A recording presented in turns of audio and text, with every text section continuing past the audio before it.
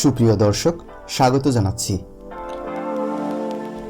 বাংলাদেশি বিমান সংস্থাগুলির জন্য সরাসরি ফ্লাইটের অনুমোদন দিল পাকিস্তান। ইসলামাবাদ আঞ্চলিক বিমান চলাচলের ক্ষেত্রে একটি গুরুত্বপূর্ণ অগ্রগতি হিসেবে পাকিস্তান বাংলাদেশি বিমান সংস্থাগুলির দ্বারা সরাসরি যাত্রী ফ্লাইটের অনুমোদন দিয়েছে, যা নতুন বছরের শুরুতে পাকিস্তান ও বাংলাদেশের মধ্যে বিমান যোগাযোগের ক্ষেত্রে একটি নতুন অধ্যায়ের সূচনা করেছে। সম্পর্কের বৈরিতায় ভারতীয় আকাশসীমায় পাকিস্তানের বিমান চলাচলে আছে নিষেধাজ্ঞা। আবার ভারতের বিমানও পাকিস্তানের আকাশসীমা ব্যবহার করতে পারে না। বাংলাদেশ পাকিস্তানের প্রচলিত আকাশসীমা ভারত হয়েই গিয়েছে। তাহলে প্রশ্ন হচ্ছে, কিভাবে শুরু হবে বাংলাদেশ পাকিস্তান বিমান চলাচল?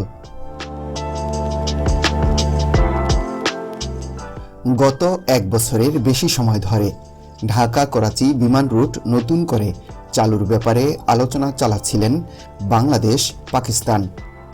তারই ধারাবাহিকতায় এবার ঢাকা থেকে করাচি পর্যন্ত সরাসরি বিমান চলাচলের অনুমতি দিয়ে দিল পাকিস্তান।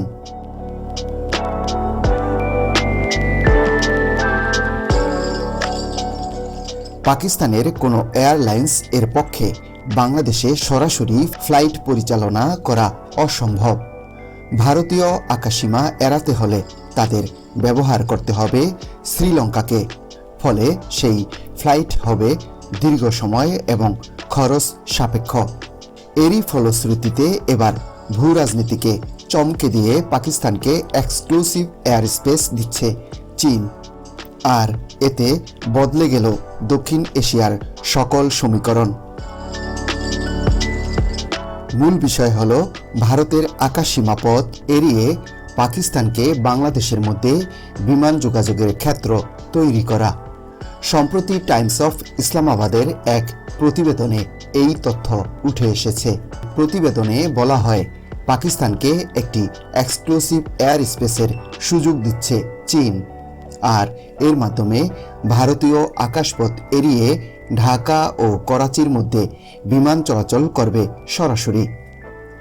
এখন থেকে চীনের তিব্বত ও ইউনান প্রদেশ হয়ে পাকিস্তানের বিমানগুলো সরাসরি ঢাকায় অবতরণ করবে।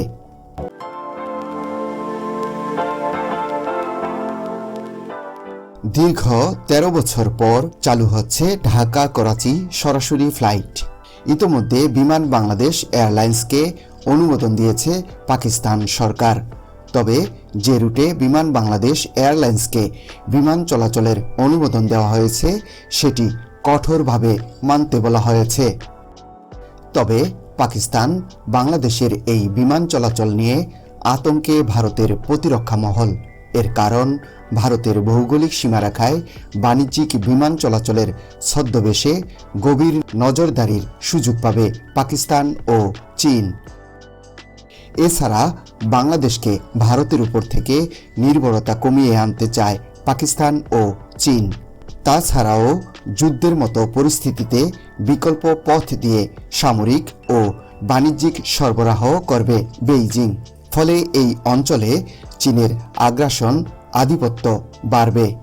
দুই দেশের আঞ্চলিক যোগাযোগ সহ বাণিজ্যিক বিমান চলাচলের ফলে তাদের মধ্যে সুসম্পর্ক তৈরি হবে, যাতে সরাসরি ক্ষতিগ্রস্ত হবে ভারত।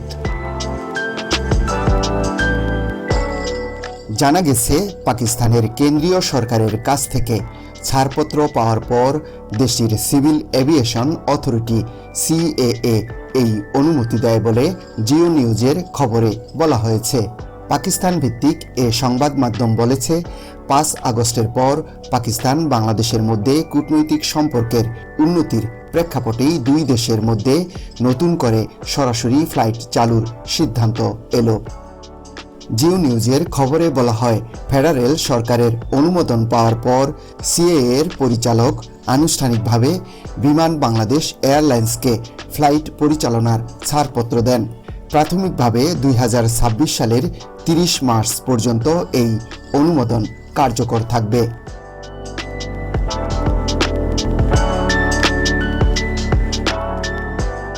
পাকিস্তানের সিভিল এভিয়েশন অথরিটির কর্মকর্তারা জানান, পাকিস্তানের আকাশ সীমা ব্যবহারকালে বিমান বাংলাদেশকে নির্ধারিত পথ অনুসরণ করতে হবে।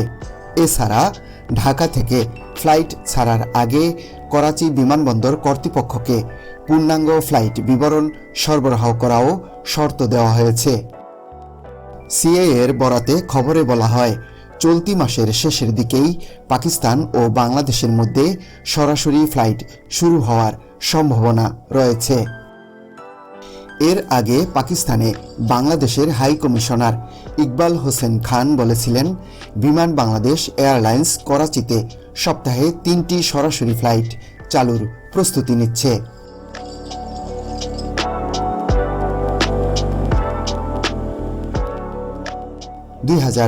সালের 5 আগস্ট আওয়ামী লীগ সরকারের পতনে দুই দেশের সম্পর্কে যে নতুন হাওয়া লাগে, তাতে গতি পায় সরাসরি ফ্লাইট পরিচালনার বিষয়টিও।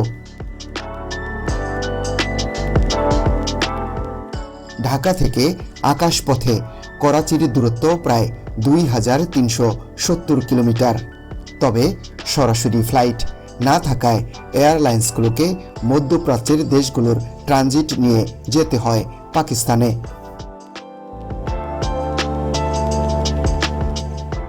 ভালো লাগলে লাইক দিন, শেয়ার করে অন্যদেরকে দেখার ও জানার সুযোগ করে দিতে পারেন। কমেন্টস করে জানাতে পারেন আপনার মতামত। চ্যানেলটিতে নতুন হয়ে থাকলে সাবস্ক্রাইব করে আমাদের সাথেই থাকুন।